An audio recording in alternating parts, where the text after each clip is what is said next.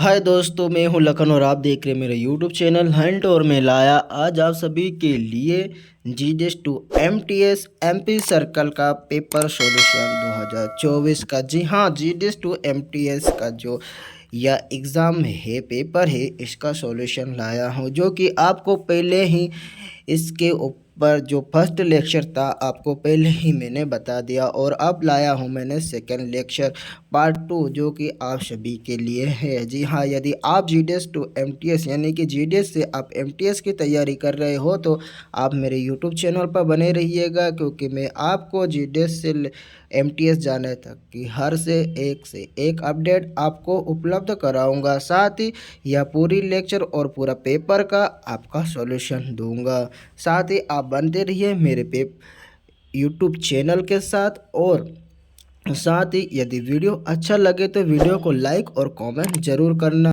हमारा पहला क्वेश्चन है, भीमाकृत बैग है, द बैग इज इंसर्ट। तो भीमाकृत जो बैग है वो क्या है? तो हम पहले ऑप्शन बता देंगे आपको। चार ऑप्शन में हमारा पहला है ड्यू बैग, दूसरा है असामान्य बैग, तीसरा है ना तो असामान्य बैग और ना ड्यू बैग, और हमारा चौथा है ऑप्शन द कैंप बैग। तो इसमें जो सही आंसर है, यदि आपको पता है तो आप कमेंट बॉक्स में बताएं। आपको बता दें कि क्वेश्चन नंबर 1 का पहला उत्तर होगा हमारा सा, ना तो असामान्य बैग और ना ड्यू बैग। ठीक है। क्वेश्चन नंबर जो 12 है, आप उसका आंसर देखते हैं। अधीक्षक आरएमएस ए आदेश जारी करते हैं संबंधित। जो अधीक्षक रहता है आरएमएस का, वो ए आदेश जारी करता है, किससे संबंधित आदेश जारी करता है? Superintendent RMS A issues order relating to.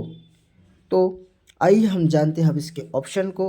यदि आपको पता तो आपने आंसर जरूर देना। ठीक। नंबर इसका फर्स्ट ऑप्शन है छटाई सूची में परिवर्तन, काम के घंटों में बदलाव, सा नंबर डाक कार्यालय कर्मचारियों द्वारा प्रदर्शन, और दा है कोई नहीं। तो इसका जो सही आंसर होगा, जो इसका सही आंसर होगा, यदि आपको पता है तो आप बताइएगा, नहीं तो मैं बता रहा हूँ अंत में, मैं तो बताऊँगा ही। यदि आपको पता है तो आप कमेंट बॉक्स में पहले आप बताएं। ठीक है। तो हमारा 12वां नंबर क्वेश्चन का आंसर होगा छटाई सूची में परिवर्तन। क्या होगा? छटाई सूची में परिवर्तन।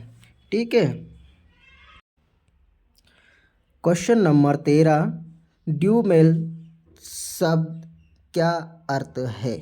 ड्यू मेल शब्द का क्या अर्थ है? What is the meaning of the word due mail? What is the meaning of word due mail? तो जो ड्यू मेल शब्द का क्या अर्थ है, उसका मीनिंग के बारे में पूछा है। तो इसमें 4 ऑप्शन दिया है, तो चारों ऑप्शन में से जो सही होगा, यदि आपको पता है तो आप कमेंट में बताएं। इसके बाद मैं अंत में आपको सही आंसर बताऊंगा, जो कि आपने अपने उत्तर के साथ मेल करना है ना। तो आइए देखते हैं इस पे इसका सही जवाब क्या होगा।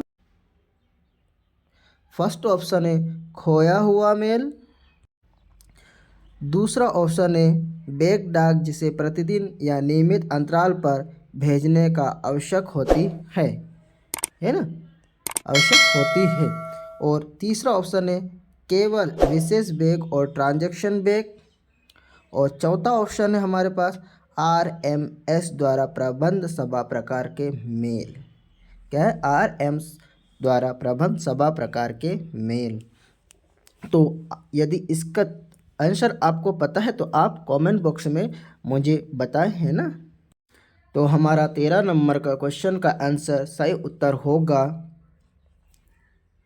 वाह, बैग डाक जिसे प्रतिदिन या नियमित अंतराल पर भेजने की आवश्यकता होती है।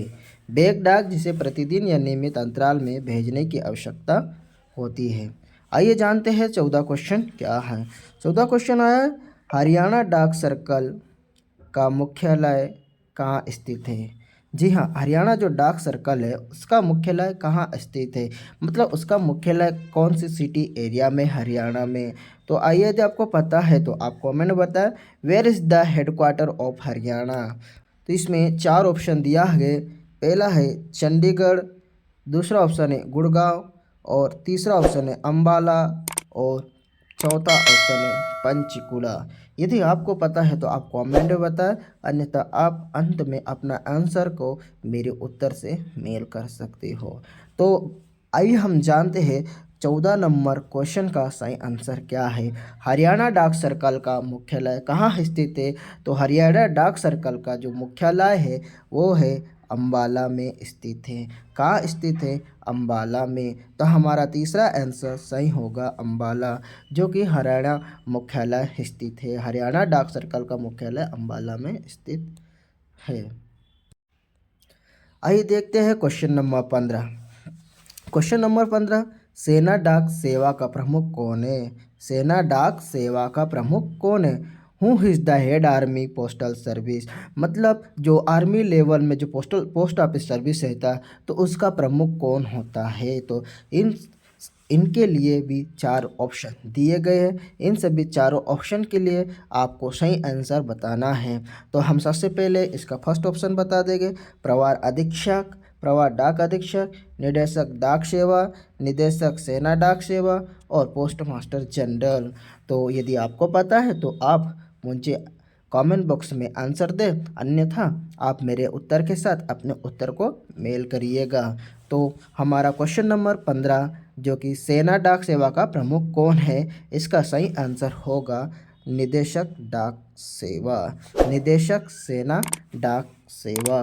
ये हमारा बी नंबर है, नहीं जो हमारा सा नंबर है, सॉरी, जो कि हमारे राइटिंग में गलत हुआ था, ये सा ऑप्शन है ना, आपने सुधार कर लेना है। सा ऑप्शन, जो कि निदेशक सेना डाक सेवा है, वो प्रमुख होते हैं किसके, जो कि हमारे आर्मी पोस्टल सर्विस में।